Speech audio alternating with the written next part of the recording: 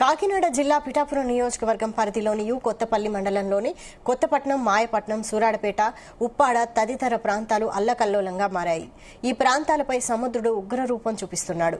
కెరటాలు ఎగిసి పడుతున్నాయి. ప్రజలు తీవ్ర ఇబ్బందులు పడుతున్నా అధికారులు పట్టించుకోలేదు. జీ తెలుగు న్యూస్ ప్రసారం తర్వాత ఒక్కొక్కరిగా అధికారులు వస్తున్నారు. నాయకుల పరామర్శలు ప్రారంభమయ్యాయి. తమ బతుకులు ఇంతే, తమను ఎవరూ పట్టించుకోరు, తామిలా సముద్ర గర్భంలో కలిసిపోవాల్సిందే అంటూ ఆవేదన వ్యక్తం చేస్తున్న స్థానికులతో మా ప్రతినిధి Sambasivarao face to face. Kothapalli మండలానికి సంబంధించి ఏదైతే గ్రామస్తులు ఉన్నారో వీళ్ళ ఇబ్బందుల్లో ఉండి నెల రోజుల నుంచి దాదాపు వేటకెళ్ళట్లేదు. ఎందుకంటే బంగాళాఖాతంలో అల్పపీడనం కానీ లేదంటే ఉపరితల ఆవర్తనం వచ్చినప్పుడు, అమావాస్య పౌర్ణమికి పోటుపాట్లు వచ్చినప్పుడు కూడా ఇదే పరిస్థితి వస్తుంది. వీళ్ళ ఇబ్బందుల్లో ఉండి కూడా ఏదైతే ఆ రోడ్డు మీద వెళ్తారో ఆ రోడ్డు మీద వెళ్లి ట్రాఫిక్ ను కూడా పోలీసులు గానీ, తహసీల్దార్ గానీ, రెవెన్యూ, పంచాయతీరాజ్ ఎవరు పట్టించుకోకపోతే వీళ్ళే మనం చూస్తున్నాం వేటకెళ్లి బోట్లు అడ్డుగా పెట్టి ప్రజల ప్రాణాలు కాపాడుతున్నారు. వీళ్ళు ప్రాణాలు గుప్పిట్లో పెట్టుకుని బతుకుతున్నారు. ఈ రోజు కలెక్టర్ గారు వస్తారని తెలిసిన వెంటనే పెద్ద ఎత్తున అటు అగ్నిమాపక శాఖ అధికారులు వచ్చి నీరు కనపడకుండా, కలర్ దృష్టిలో నీరు కనపడకుండా దాచేశారని చెప్పి పక్కకు మళ్లిస్తున్నారని చెప్పి గ్రామస్తులు ఆరోపిస్తున్నారు. నెల రోజుల నుంచి మత్స్యకారులు వేటకు వెళ్ళినప్పుడు ఇలాంటి ఉపద్రవం మనం చూస్తున్నాం. కెరటాలు ఉవ్వెత్తున ఎగిసి పడుతున్నాయి. ఇలాంటి పరిస్థితుల్లో వీళ్ళు ఏదైనా మంచి షెల్టర్ తరలించి పిల్లలకి భోజనాలు పెట్టి స్కూల్కి 3 రోజులు సెలవు ఇచ్చేస్తారు. అధికారులు చేతులు తిప్పేస్తున్నారు.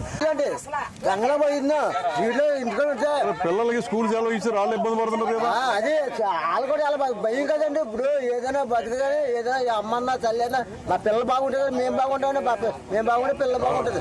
ఏదైనా సంవత్సరం అయితే ఎందుకంటే మా బాధ ఎందుకంటే మా బాధ చూడండి, బంధుగాలు చూడండి, ఆ రోడ్డు పోతే ఊరు ఉండదండి బాబు.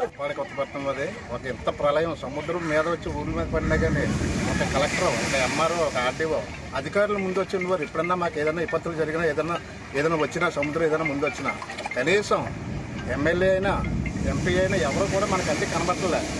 ఒక అధికారి కూడా ఇప్పటి వరకు మన ఈ రీహాబిలిటేషన్ సెంటర్స్ ఎన్నో ఉన్నాయని చెప్తారు. ఒక్క అధికారి కూడా మమ్మల్ని ఆదుకోవడానికి ఒక్కరు కూడా రావట్లేదు. కనీసం చూసిన పాపాన్ని కూడా ఎవరు ఉంటలే. మావాడు చెప్పినట్టుగా ఇదే దారిని అందరూ వెళ్తున్నారు.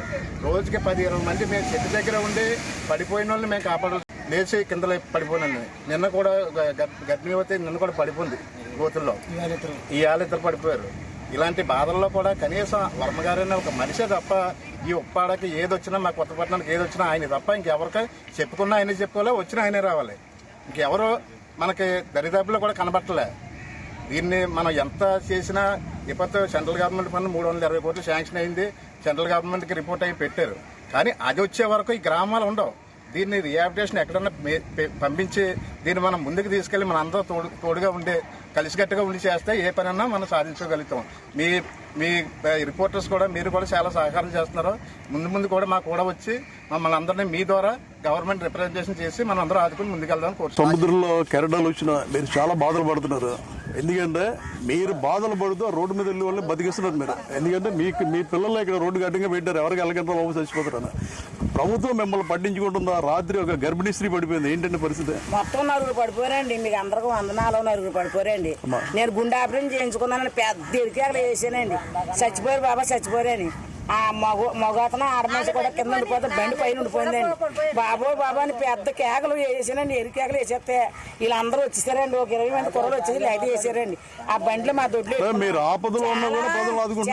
చాలా బాధపడుతున్నామండి. అల్లిపోతున్నాం. ఇక్కడ కుళాయి లేదండి, ఒక కరెంట్ లేదండి. కుర్ర చిన్న పిల్లలతో ఉన్నామండి. మేము ఇక్కడ చిన్న పిల్లలతో ఉన్నా ఈ లైట్ లేదండి. చీకటి మైదానంగా ఉంటుందండి. తెర్రాగా నిద్ర ఉంటలేదండి. తెల్లవాళ్ళు కూర్చుని ఉన్నామండి. ఆడవాళ్ళు మగవాళ్ళు అల్లిపోయి కూర్చున్నాం.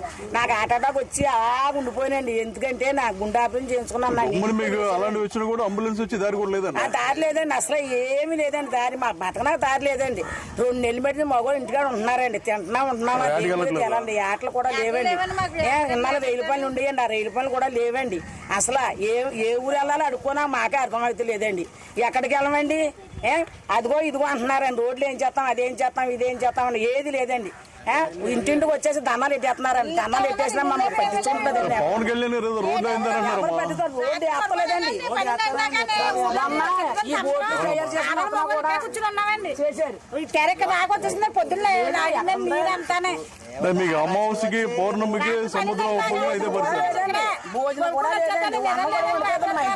అలాగే ఎంఆర్ఓ వచ్చారమ్మా, మిమ్మల్ని కలిసిరా? ఎంఆర్ఓ కదమ్మా, ఎంఆర్ఓ వచ్చి రోడ్డు మీద తిరిగేసి వెళ్ళిపోయాడు.